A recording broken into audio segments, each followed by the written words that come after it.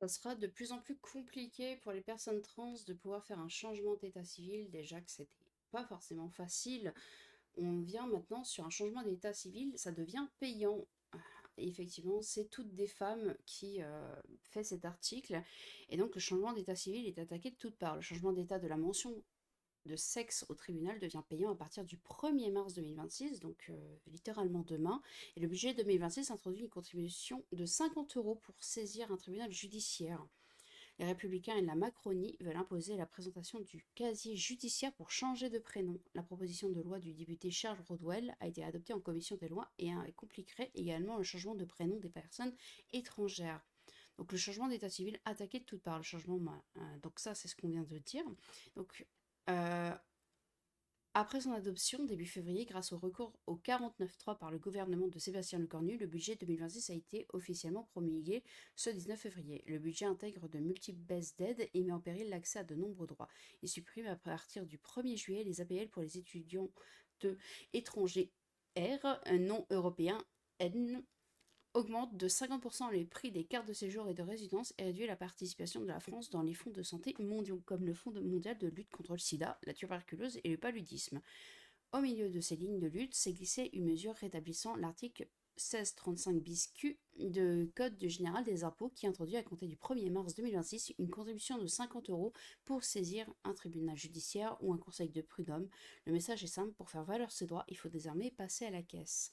Cette nouvelle mesure intervient alors que l'ensemble des associations trans et LGBTI, rejointes par les défenseurs de droits, dénoncent l'actuelle procédure de changement de sexe à l'état civil qui se fait au tribunal. Une procédure semée d'embûches qui permet aux magistrats d'imposer des exigences arbitraires, transphobes et misogynes contre les requérants et qui plonge les personnes trans dans des allers-retours administratifs de plusieurs années, durant laquelle elles continuent à subir des discriminations. Mais au lieu de répondre aux revendications unanimes pour l'instauration des changements d'état civil libres et gratuits, le gouvernement et ses soutiens ont choisi de rendre la procédure judiciaire actuelle payante. Ces groupes politiques ne souhaitent pas s'arrêter là, avec la proposition de loi du député Charles Rodwell visant à renforcer la sécurité, la rétention administrative et la prévention des risques d'attentats. La droite, l'extrême droite et la Macronie souhaitent également interdire aux personnes étrangères qui cherchent l'asile en France de changer de prénom, si c'est interdit dans leur pays d'origine. La proposition de loi, déjà adoptée en commission des lois, imposerait également de fournir un extrait des casiers judiciaires pour tous les changements de prénom de personnes étrangères ou françaises. Le changement d'état civil au tribunal est une procédure qui renforce les discriminations. Elle est longue et inutile. 99% des demandes finissent par être acceptées selon le ministère de la Justice. Et elle coûte cher à l'État, au moins 20 millions d'euros en 10 ans. Il est inacceptable que les personnes trans, populations ultra précaires, financent leur propre discrimination. Ce qui pourrait être intéressant, c'est de voir effectivement que cela coûte de l'argent à l'État. C'est pour ça qu'ils mettent 50 euros, je suppose. C'est parce que cela coûte donc 10 millions en 10 ans, 1 million par an du coup. On va faire un programme en croix assez bête et classique, donc 1 million par an. Je pense pas qu'il y ait une demande de changement de sexe par milliers. Je suppose qu'il doit y avoir des de sexe en France. Je pense qu'il n'y a pas non plus eu. Quel est le prix d'une. Non, non. Oh, on va demander à ChatGPT. ChatGPT. Combien il y a eu de demandes de changement de sexe en France en 2025? Oula, 2025. Bon, pendant qu'il nous écrit, je pense que c'est plutôt une mauvaise chose. Tout simplement parce que c'est des personnes qui sont déjà dans un univers précaire. La plupart du temps, sont au chômage ou n'ont pas d'emploi.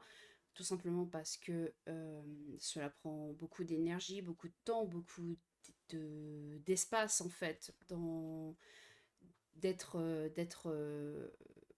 Enfin, c'est-à-dire que c'est logique. C'est-à-dire que trouver un travail euh, en s'appelant Alexis et demander à son patron de se faire appeler Josiane, bah ça crée forcément un dénigrement énorme, à part dans certaines startups. Euh, et ça vaut qu'ils ne trouvent pas forcément d'emploi, donc il vaut mieux faire un état de changement civil, etc. Et ensuite trouver un emploi. Ça paraît logique en fait. à part dans certaines structures où les choses ne sont pas transphobes, ça paraît logique. Par contre, c'est vrai que 50 euros, ça paraît peu, mais ça paraît beaucoup. 50 euros, si la personne ne vit que de RSA, c'est presque impossible de gratter 50 euros, à part si la famille ou les amis se cotisent, mais étant donné que les personnes trans sont généralement, sont malheureusement un peu excisées de leur propre famille, ça fait que le coming young devient de plus en plus difficile. Moi, j'ai peur que ce qui va découler de ça, c'est encore plus de suicides, encore plus de personnes qui ne vont pas faire de coming out et qui vont préférer vivre malheureux toute leur vie, en fait. Et ce n'est pas possible, en fait. Par contre, c'est vrai que est-ce que il faudrait que ça aille vraiment au tribunal? Est-ce que, enfin, changer de sexe, est-ce que il faudrait que ça soit forcément vu par un tribunal? C'est déjà un parcours du combattant parce que ils vont voir un psychiatre, ensuite il faut parler, etc. Faut valider. Est-ce que le nombre demande autant? Ah, attendez, il n'existe pas encore de données officielles, machin, machin. Les chiffres récents traités dans la presse sur les organismes ne concernent pas la France. Ah, donc en fait, on a que dalle. Et on n'a rien du tout. Et en Europe, on n'a pas un seul pays qui ouvre ce genre de discours. Parce que est-ce qu'il y a vraiment une demande? Enfin, une demande, je veux dire, est-ce qu'il y a des milliers et des milliers de demandes? Après l'entrée en vigueur de la nouvelle loi basée sur l'autodétermination le 1er novembre 2004, il y a eu 10 589 déclarations de changement de genre légal enregistrées en novembre, tout ça en Allemagne. En Belgique, il y a eu 748 demandes et au Royaume-Uni, 1500. Oui, voilà, on n'est pas sur des centaines de milliers de demandes. Je pense que ce sont des frais, enfin ça nous revient extrêmement cher pour ce que cela concerne. Après, pour l'histoire d'interdire les changements de prénom si le pays d'origine le refuse. J'avoue ne pas trop comprendre le pourquoi du comment. C'est-à-dire que il y aura forcément une discrimination à l'embauche si la personne elle a un nom à consonance bien particulière comparé à si elle s'appelle Jean, même si elle n'a pas d'accent, même si voilà, les gens ont forcément une idée.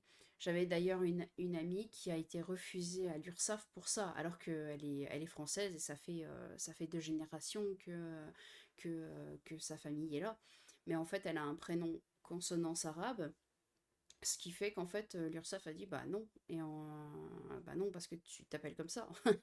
Et c'était terrible parce qu'elle n'avait ni accent ni rien du tout. C'était même pas une question de oui, mais vis-à-vis des appelants, etc., ça peut créer. Non, non, c'était une personne, c'était une Française, elle avait simplement un prénom qui avait une consonance. Donc probablement ce n'est pas un cas isolé. On est sur. Enfin, je comprends pas forcément le pourquoi on se permet ça. Ça coûte 20 millions d'euros en 10. Ah non, c'était 20 millions, c'était pas 10 millions, ah, je lis mal. 20 millions d'euros en 10 ans. Donc c'est énorme ça. C'est énorme. Je ne vois même pas pourquoi ça coûte aussi cher.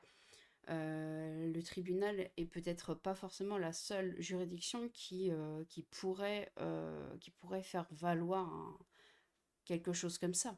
Qu'est-ce que vous en pensez? Une commission pourrait être créée, non? Pour réduire ce coût, parce que 20 millions, c'est quand même. C'est pas rien, 20 millions d'euros, hein, qu'on soit d'accord en disant 20 millions, c'est pas rien, hein.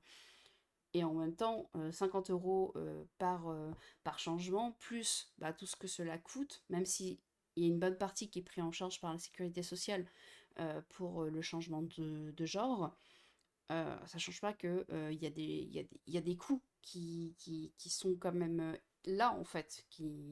Ça ne coûte pas rien de faire une transition. Bon, qu'est-ce que vous en pensez concrètement?